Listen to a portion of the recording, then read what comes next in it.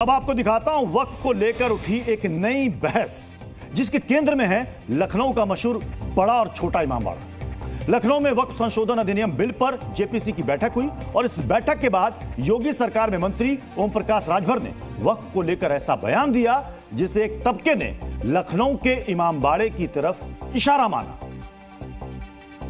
उत्तर प्रदेश में वक्फ बोर्ड और शिया सुन्नी की जो संपत्ति है उसमें क्या क्या विवाद है और जो नया कानून बनाने की तैयारी हो रही है उसी पे असेसमेंट हो रहा है, उसी पे डिस्कस हो रहा है ना कि क्या क्या चीजें असुविधा किसको हो रही है, उस असुविधा पे क्या सुविधा हो सकती है, तो उसी पे सभी लोग बैठ करके चर्चा कर रहे हैं। ओम प्रकाश राजभर के बयान के बाद सबसे पहली प्रतिक्रिया आई समाजवादी पार्टी से। समाजवादी पार्टी के प्रवक्ता ने इस बयान को मुसलमानों की संपत्ति छीनने वाला कदम करार दिया। फिर मुस्लिम धर्मगुरु सामने आए जिन्होंने कहा कि जेपीसी के अंदर हुई बातों को सार्वजनिक करना सरासर गलत है। और फिर आया शिया वक्फ बोर्ड के चेयरमैन का बयान, जिन्होंने कहा कि जेपीसी में इमामबाड़ा के मालिकाना हक पर कोई चर्चा हुई ही नहीं। तो राजभर के बयान पर प्रतिक्रिया बहुत सामने आए, लेकिन इमामबाड़ा पर वक्फ के दावे पर किसी ने कुछ भी साफ साफ नहीं कहा। इसी वजह से जी न्यूज की टीम ग्राउंड पर उतरी और जानने की कोशिश की कि आखिर इमामबाड़ा पर मालिकाना हक है किसका।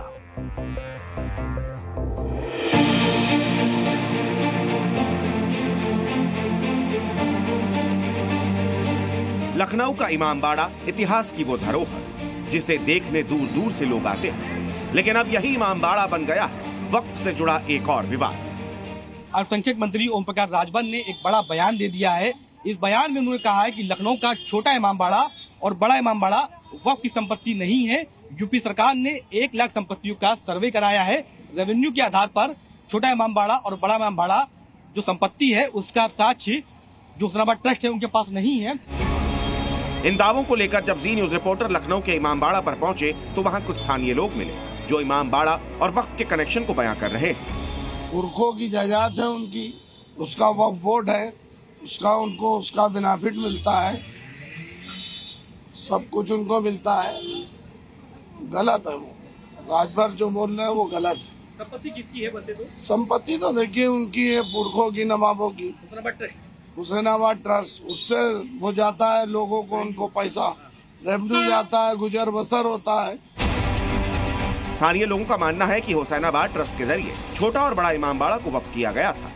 इसी मुद्दे पर सच जानने के लिए हमने शिया वक्फ बोर्ड से बात की ताकि इमामबाड़ा के मालिकाना हक से जुड़ी मिस्ट्री शीशे की तरह साफ हो जाए। शिया वक्फ बोर्ड ने साफ तौर पे कहा है कि लखनऊ का छोटा इमामबाड़ा और बड़ा इमामबाड़ा संपत्ति वक्फ की है। लखनऊ के शिया वक्फ बोर्ड के पूर्व सदस्य तैयब फैजी ने बताया है कि दफा 37 में छोटा इमामबाड़ा और बड़ा इमामबाड़ा संपत्ति वक्फ में दर्ज है। हालांकि वक्फ बिल जब पास होगा इसके बाद ही ये स्पष्ट हो पाएगा कि यूपी की कौन कौन सी संपत्तियां वक्फ की हैं और कौन कौन सी संपत्तियां यूपी सरकार की हैं।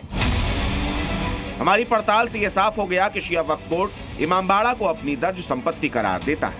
लखनऊ से अतीक अहमद की रिपोर्ट, जी मीडिया। तो इमामबाड़े पर क्या विवाद है ये तो आपने देख लिया। अब मैं आपको लखनऊ के इमामबाड़े से जुड़ा एक दिलचस्प तथ्य बताता हूं। लखनऊ के इमामबाड़े को तत्कालीन अवध रियासत के नवाब असफुद्दौला ने यहां पर बनवाया था, जिसकी वजह यह थी कि उस वक्त वहां पर सूखा पड़ा था और कहा जाता है कि लोगों को रोजगार देने के लिए इसका वहां पर निर्माण उस वक्त के नवाब ने करवाया था। इसका मकसद लोगों को रोजगार देना था। अवध में सूखा था जिसकी वजह से अकाल की स्थिति वहां पर बन गई थी। तब नवाब असफुद्दौला ने इमामबाड़े को बनाने का हुक्म दिया ताकि मजदूरी के जरिए लोगों को वहां पर रोजगार मिल सके, उनकी कुछ कमाई हो सके। तो बड़ा इमामबाड़ा को बनाने का काम साल 1785 में शुरू किया गया था और 6 साल के बाद 1791 में इमामबाड़े की इमारत पूरी हुई थी। उस जमाने में इस इमारत को बनाने के लिए 10 लाख रुपए खर्च किए गए। तो उस जमाने में इमामबाड़ा बनने के बाद भी रियासत के खजाने से हर साल रखरखाव के लिए 10,000 रुपए खर्च किए जाते थे।